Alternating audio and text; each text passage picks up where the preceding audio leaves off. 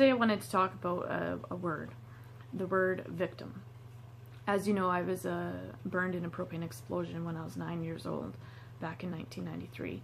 And over the years, numerous people have called me a burn victim. Not as an insult or anything, that was the terminology that they knew at the time. And my dad has always corrected them and said, she is not a victim. Victims die. She survived, so she's a burn survivor. And that really stuck with me, and I know it stuck with my siblings too, as I've overheard them correct people who've called me a burn victim. And I think it's true of anybody who's been through a traumatic event. If it didn't kill them, they're definitely a survivor. Cancer survivor, car crash survivor, rape survivor, abuse survivor. They all survived. Now that's not to say that people who don't survive from the traumatic event are any less strong than the survivors are. It just means that sometimes the traumatic event that happens to some people is so big and so harmful that their bodies just give up, and they deserve just as much respect as survivors do.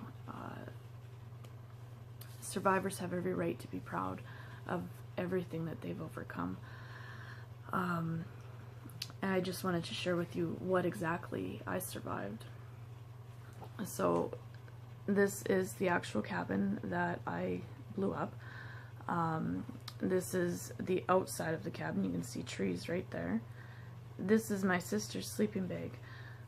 Thank God she wasn't in it or anywhere near the cabin. Nobody was. It was just me, but in 2 seconds, all the logs lifted up.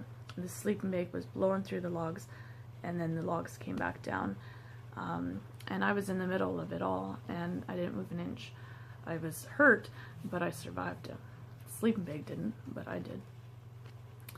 And then this is me in the hospital, bloody, bandaged, in pain. I think this is before any surgeries, but I survived that. And I survived this. That's me as well, obviously in the hospital. The yellow part is my stomach. That's my donor site where they took skin off to graft onto my arms and legs. Again, a lot of pain that I'll never forget. But I survived it. And through all that, I'm now able to do things like this. This photo shoot, something I'm incredibly proud of, was completely out of my comfort zone. But I'm a confident woman, and I know I'm a strong woman, and there's nothing I can't do. I'm a survivor.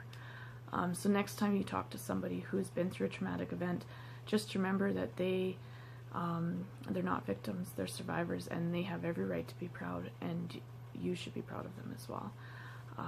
Thanks for watching. In the meantime, remember, one day at a time, 1 minute at a time, one breath at a time.